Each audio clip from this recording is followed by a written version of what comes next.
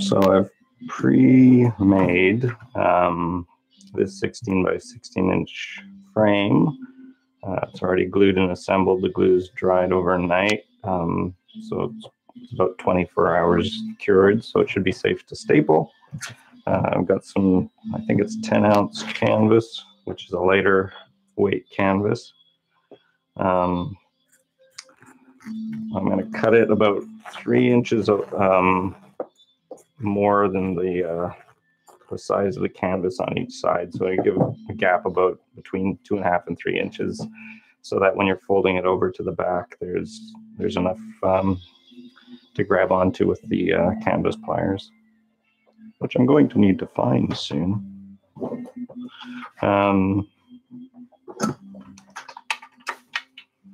When I get in these production moments in the studio, things get a little hairy. I don't have a giant space, so I make do.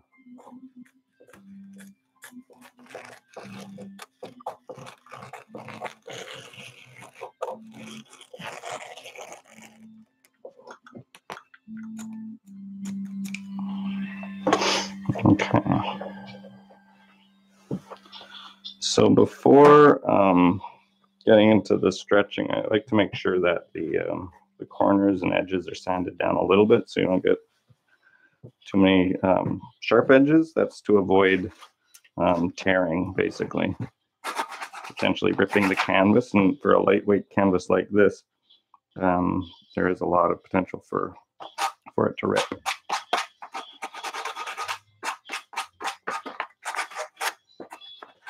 I just round the edges a little bit.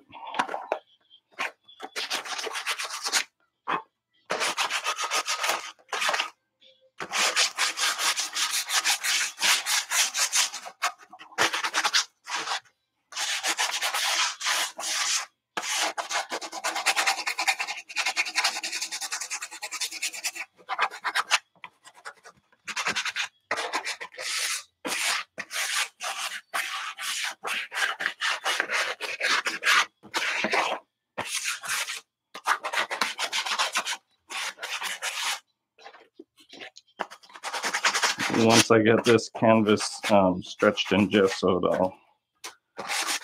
I'll be building a bunch, assembling a bunch. So I'll show you how my kind of technique for sticking these things together.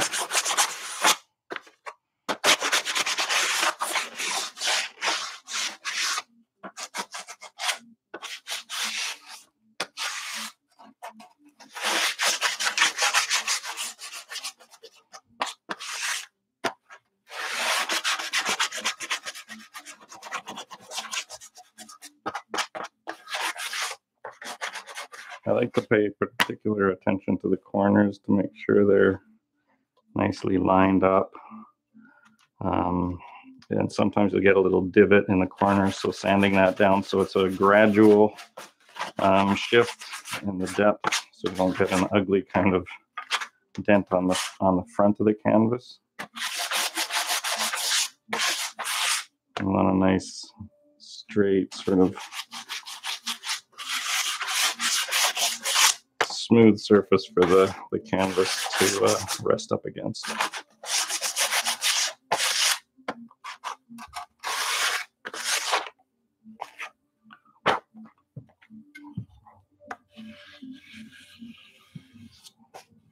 Okay.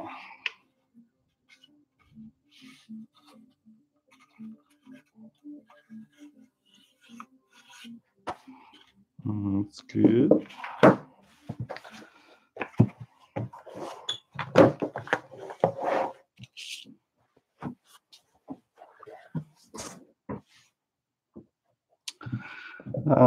So the face of the canvas is going to go against this surface. You can see that I've beveled the the face of this stretcher at 15 degrees.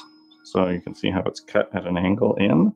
That's so when the brush is kind of going across the canvas, had I not done that, you'd have this straight edge here, and you get a little, basically just an edge that the canvas is going to catch against, and you'll get a sort of weird kind of mark off of that. It doesn't look great. So that's how you avoid that. So really the canvas is just, on the face of it, is just leaning against this beveled edge. Okay.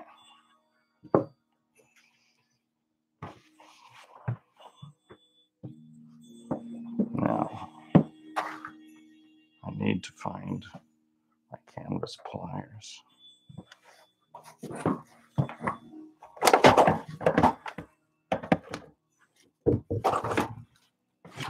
Not in there.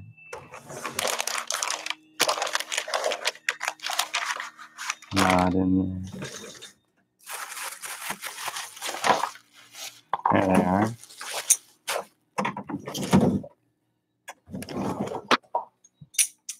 Try to keep things in at least one of 3 potential spaces. Ideally, if you can be organized, it saves a lot of time. All right. So for stretching the canvas, we have a staple gun. I like these, this variety, because the pressure of your hand is on kind of over the spot where the staple's going into. It just gives a little bit more leverage, whereas the old-fashioned kind of variety, you're tend to kind of push down like this, and the staples can sometimes not go in as well as you'd like. I'm using a knotty pine for these. You can buy, if you've got the budget, clear pine is even better. With a smaller frame, I don't mind getting a few knots in there, as long as they're not twisting and torquing the wood too much. If you can avoid these, that's best.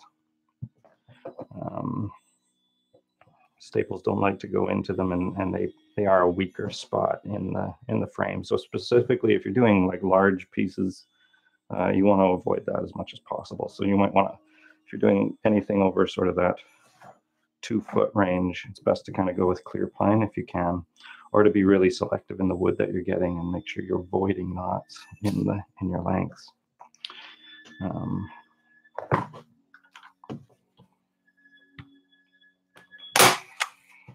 Okay, so to start, we kind of I pull with my hand to begin instead of with the pliers, so I get a good sense of the tug that I'm getting.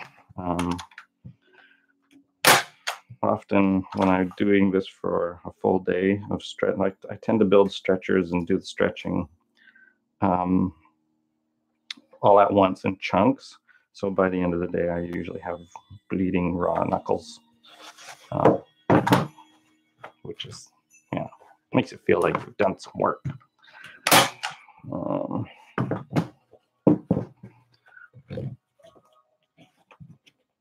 So if you pull too tight at first, you'll almost definitely end up with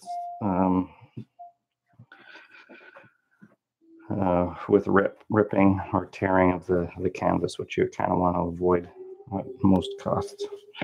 Okay, so I've gone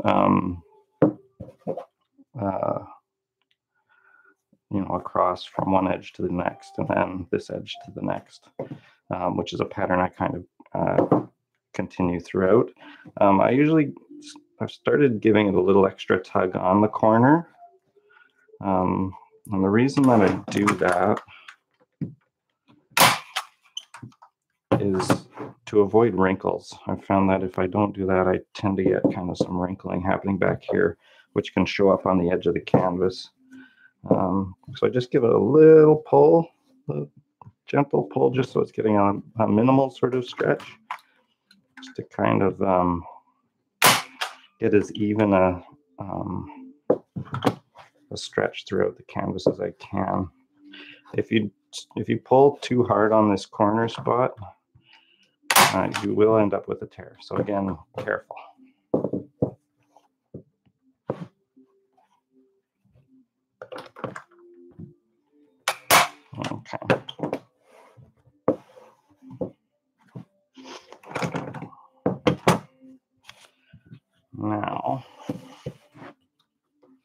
basically just going to be working our way from the center out to the edges.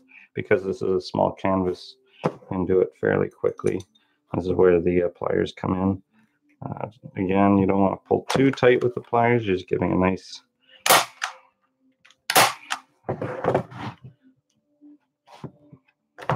gentle pull.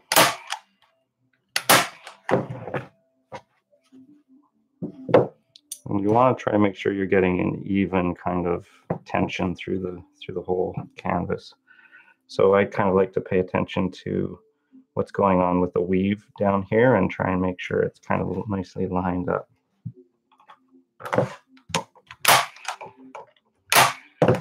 Staples can be anywhere from ½ an inch to 1 inch apart.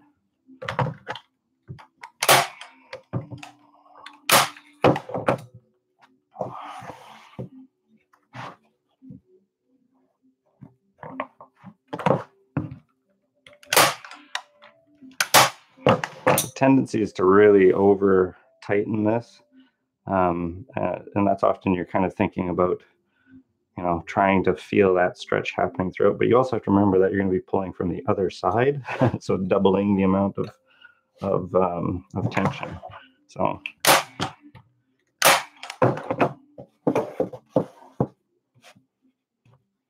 and you know you've gone too far when this staple is starting to tear at where the staple has entered the wood, so on the sort of arms of that staple.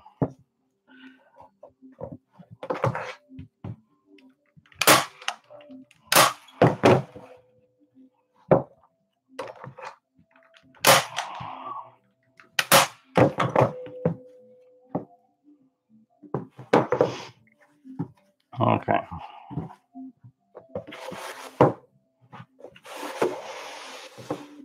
Where did we start? Over here.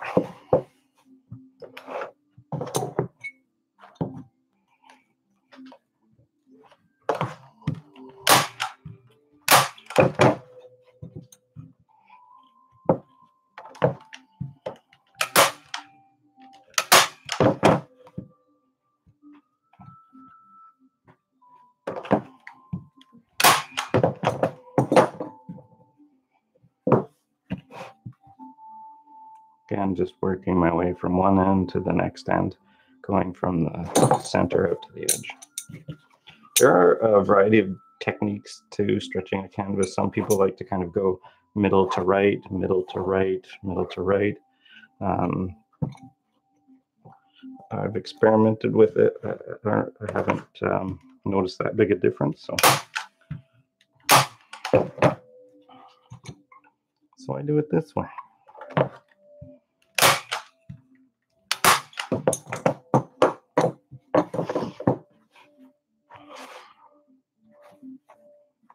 Okay. I will be removing these corner staples, those ones I put in initially. Pliers.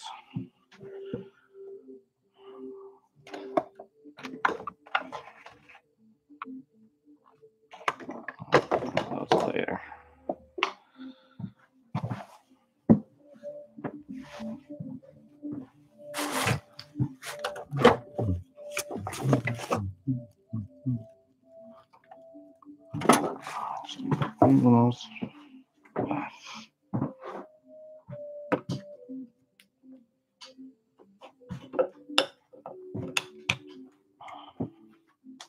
And you'll see why I'm doing that in a second.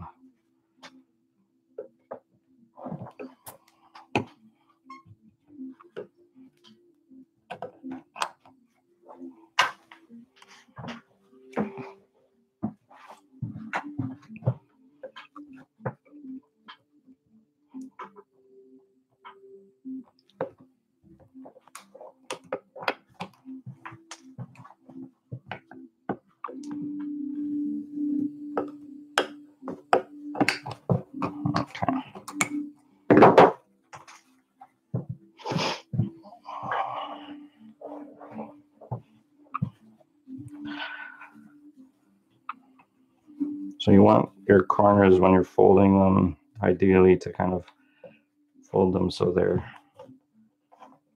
that fold is right in along the corner, and try to keep it to one face so that you've got either top, whichever orientation. Usually it's better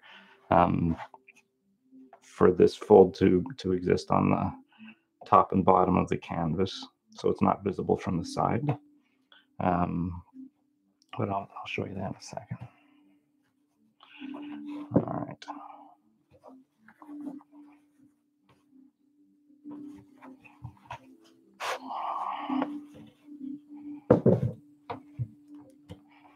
So I'm just going to give that a little extra pull just by hand, just to get it where I need it. Don't staple your thumbs. Very uncomfortable.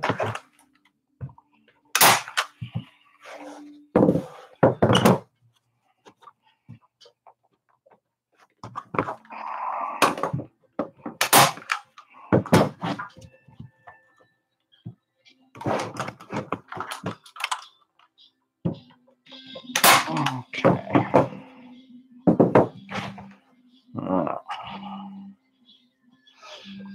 With the corners, I like to give a couple of staples here, so I'll fold it this way over that last staple that I just put in.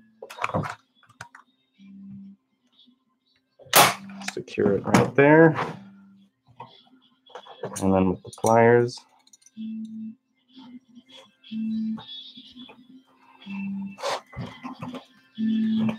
a nice tight pull on that corner. Smack that down so you get a nice straight edge, and it's tucked underneath at an angle. I'll show you that again at the next corner. Okay, I'll go opposite corner.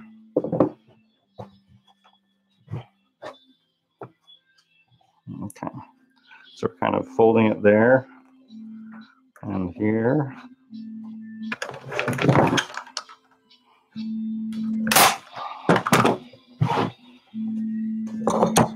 First staple is just to secure that tuck, and then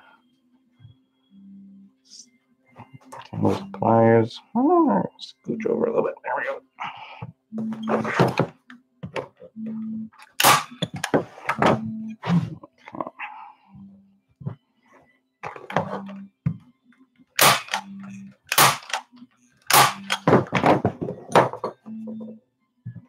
That one's kind of coming at a bit of an angle.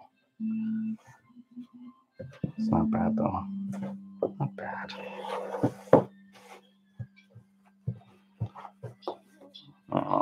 Opposite side.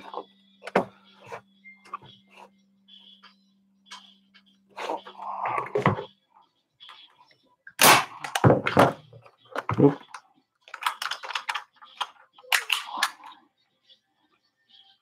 Fire? Oh, it did fire.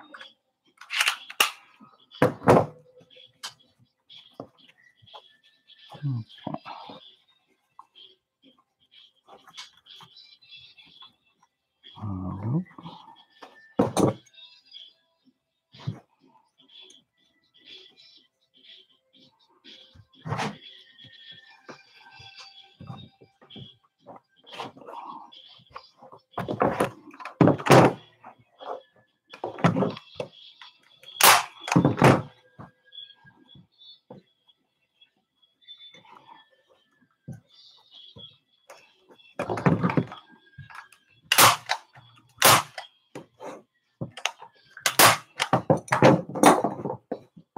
I did that one backwards.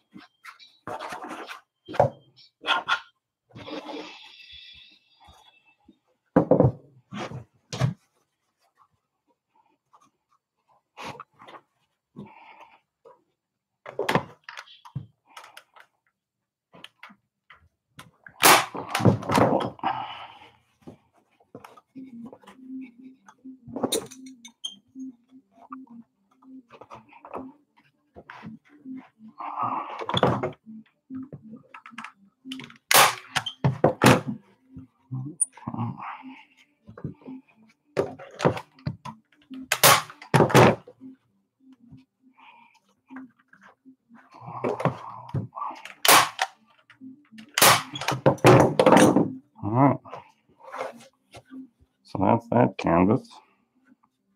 Stretched.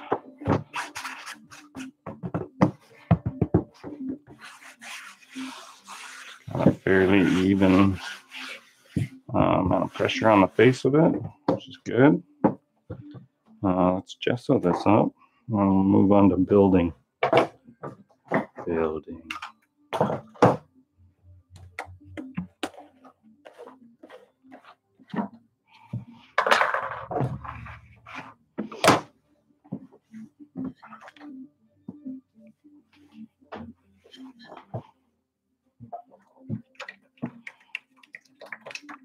So for this first layer of gesso, I tend to water it down a little bit because this one's going to soak into the canvas a lot.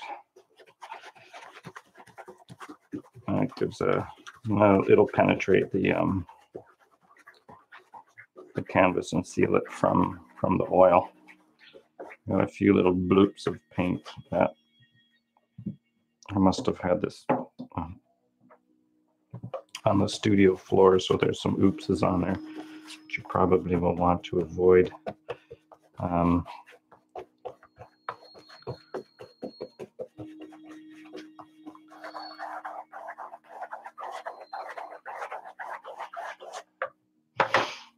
I usually give my canvases about 3 coats of gesso.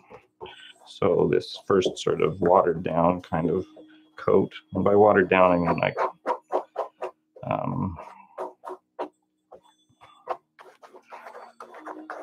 well, you can see the consistency is still there, right? It's not dripping off the brush. You don't want it watery.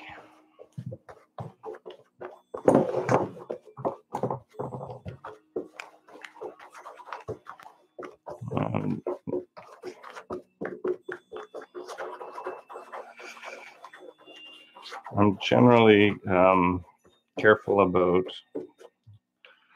the direction of the brush marks that I make when I'm applying the gesso. So I'll sort of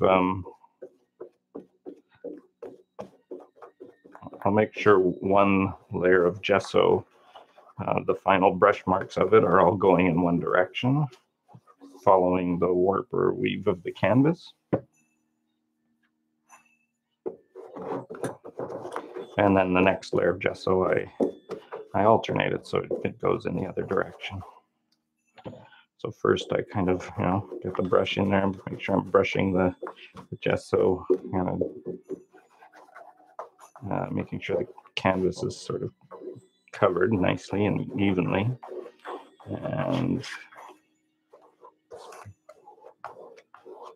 back and forth all the way across, trying to spread that first coat nice and evenly. And then once I've got it even, I'll do this, all in one direction.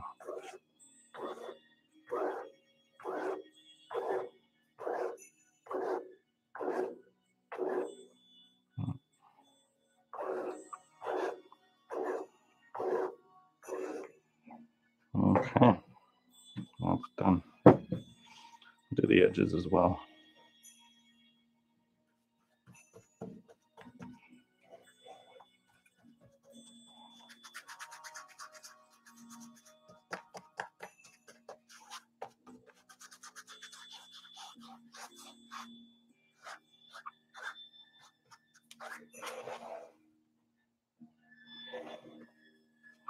The reason I do the edges is I tend to use a lot of washes using like turpentine, and if you don't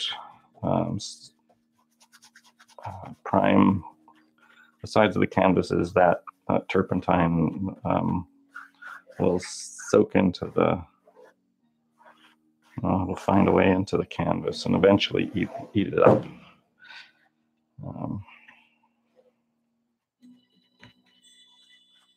So making sure those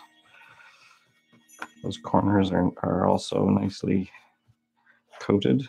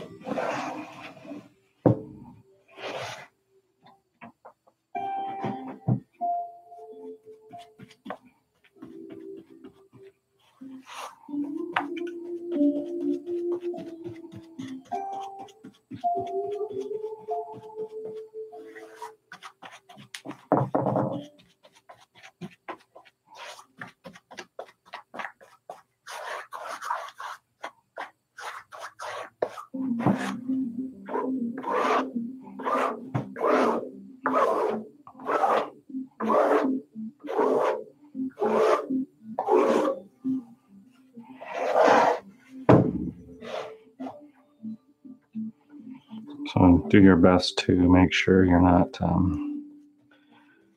pressing anything up against the face of that wet canvas, that nicely gessoed canvas. Try and get as, like the goal is to have sort of as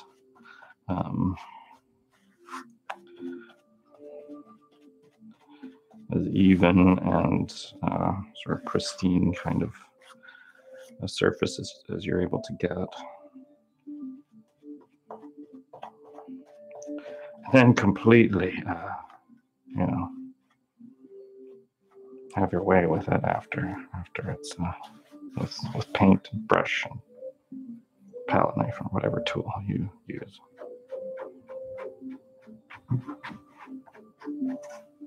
All right. Okay. What's that?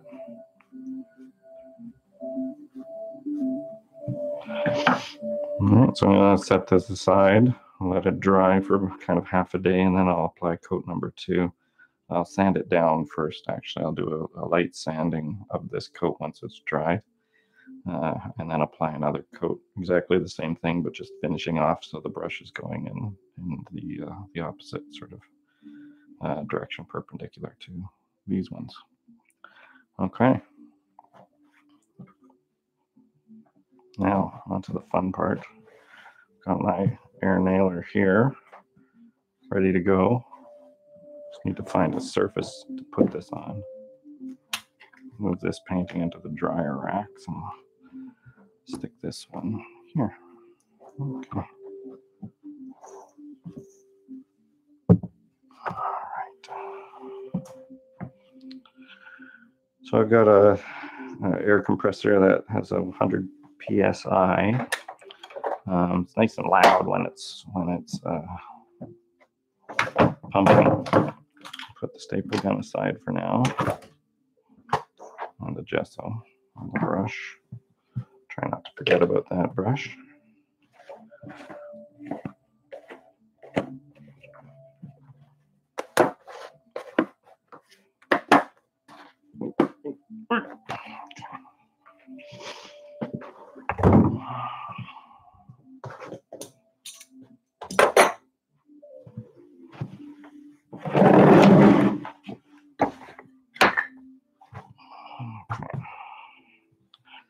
This is my handy dandy homemade, I don't know what you'd call it, stretcher thingy.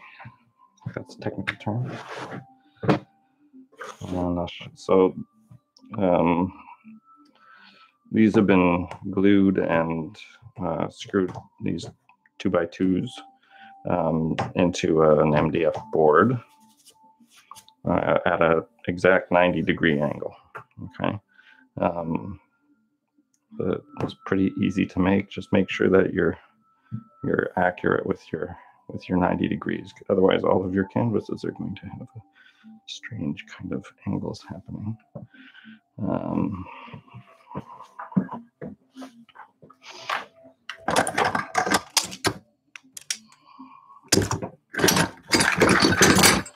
So for this part, building a canvas, need a couple of clamps.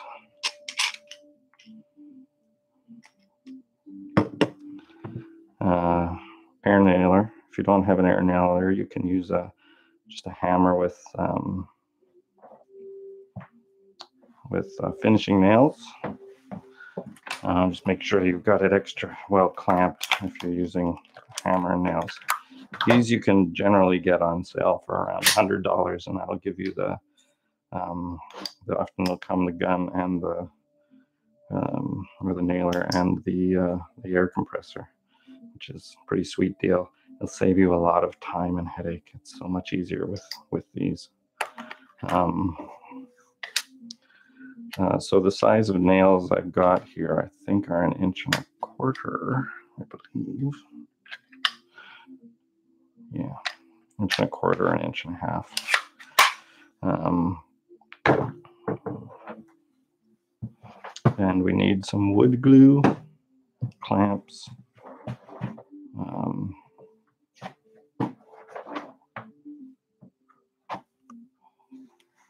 something to clamp it to.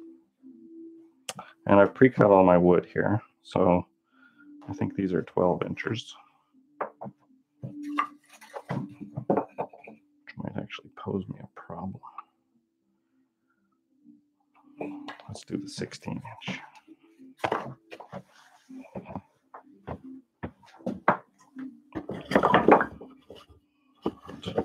Four, 2, 3,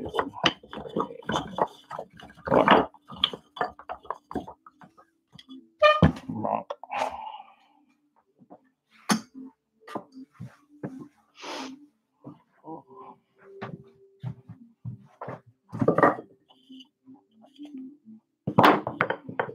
Okay. So, beveled edge. So if you look across this, you'll see a beveled edge here, 90° at the bottom. So this is the top, the face of the canvas. That's going to be up.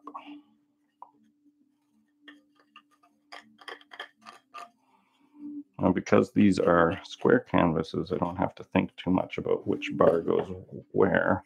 But when you're dealing with rectangular canvases, you just need to remember that, you know, if this is a 24-inch and this is a 18-inch, that you're going to have a 24-inch going here and an 18-inch going here. So just thinking about how you're putting them together.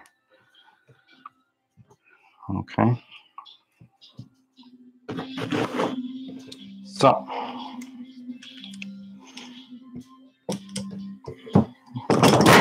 what I do is line up the stretcher bars so they're lining up exactly at the corner. Sometimes you have to push one back and push the other one forward. Be a little finicky here. Make sure you're getting it lined up perfectly so you get a nice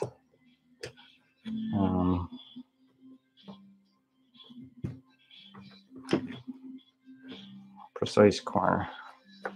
Otherwise you end up with a painting that's not square, but it's also not consistently long. You might have one edge that's 16 1/8 and another one that's 15 7/8.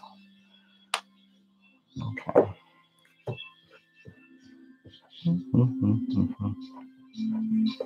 Generous with the glue. And then pushing that bar right up against the edge of this one that's been clamped already. And once you've got it in spot, continue the pressure with my thumb and then clamp it.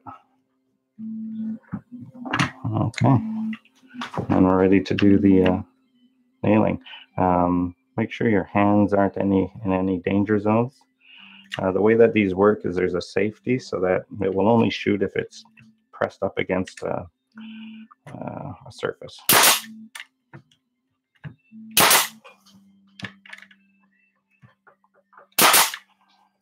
Okay, so 2 on one side, 1 on the other. For these smaller frames.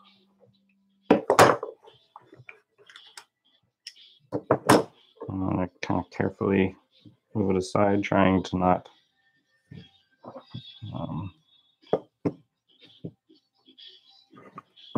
knock it off its 90-degree angle. Again, the next corner face up. Okay.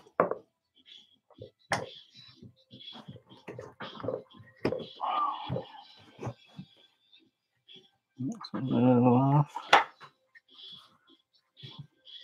Okay. So that's good. So I'll tighten this one. Add my glue. Squish it together. Holding it with my other hand here so that the pressure is still forcing that bar right into the corner so they're nicely snug. And nail it.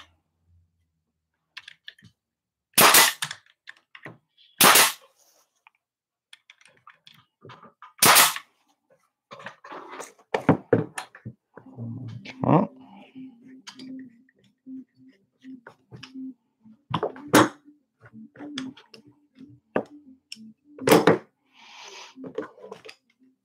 Move these out of the way.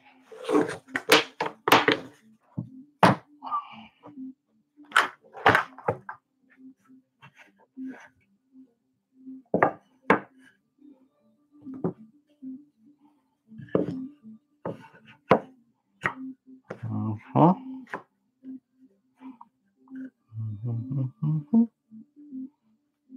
There we go.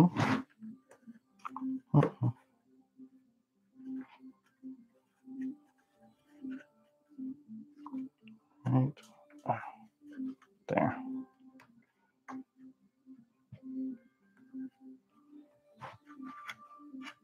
Good.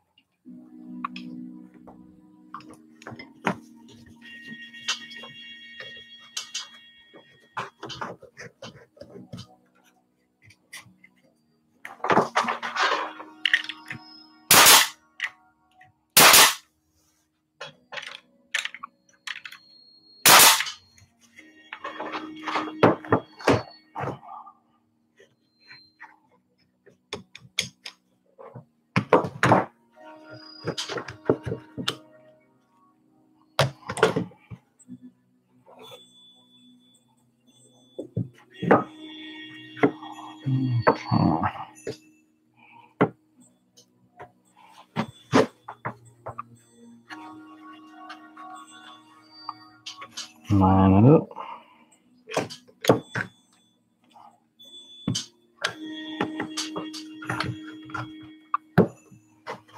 I'll shift it a little bit, so I'm gonna realign it before I clamp it. There we are.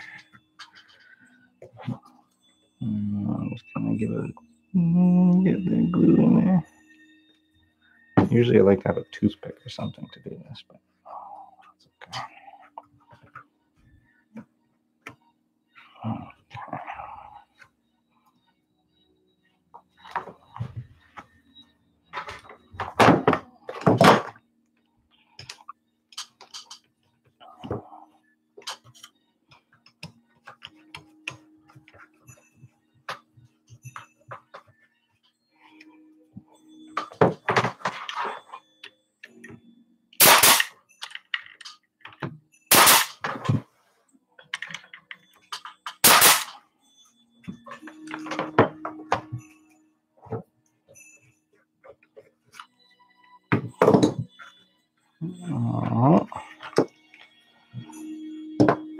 So that's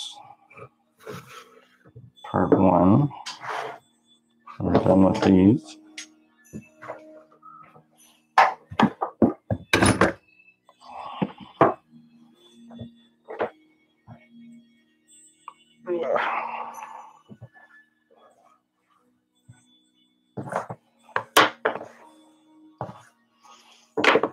So this is just 1/4-inch masonite. I use it as sort of a spacer for my corner braces. So the corner braces are going to get glued right into the edge to give a little bit of support to the centers of these, strengthen the corners so there's minimal sort of torquing happening from one side to the other.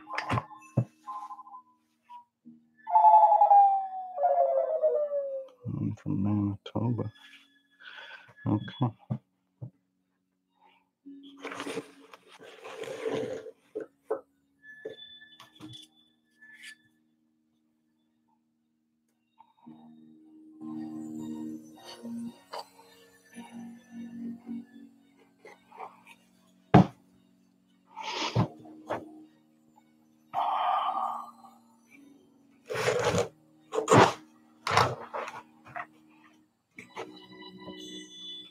So I pull these in nice and evenly.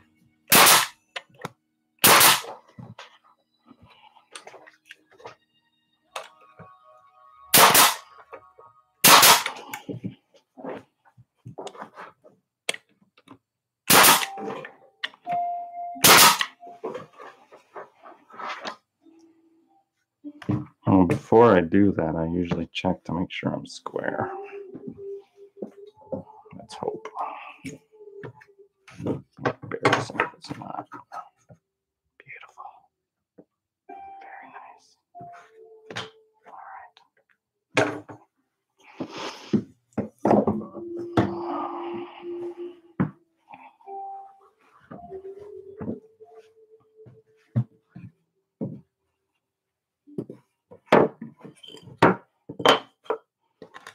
Make sure you don't have this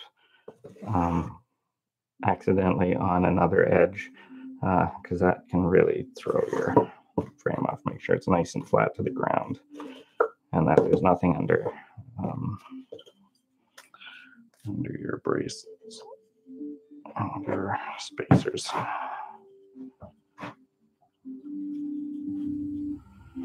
Just curious. What's going on here? This corner. Okay. Good.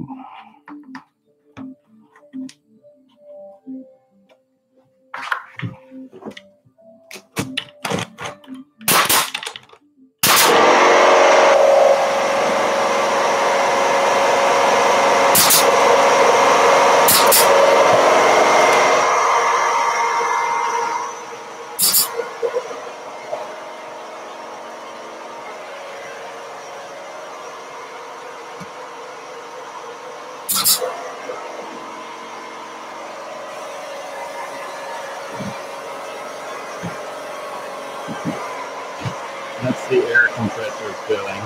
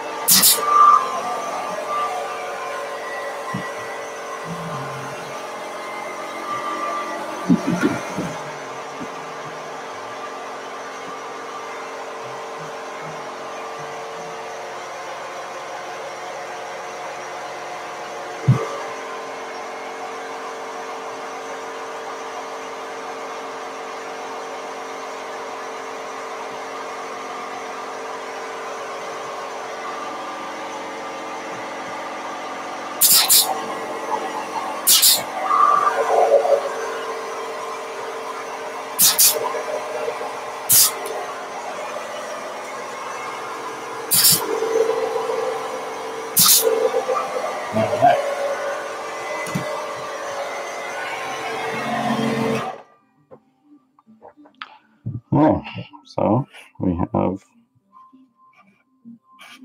a stretcher frame nailed together.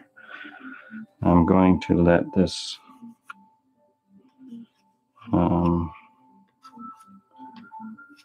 glue dry overnight, and then I'll be stretching canvas on it tomorrow or Monday. And I'm going to make about a dozen more of these today. I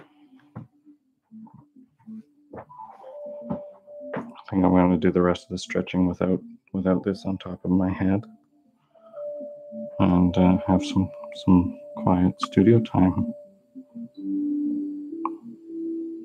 Thank you for joining.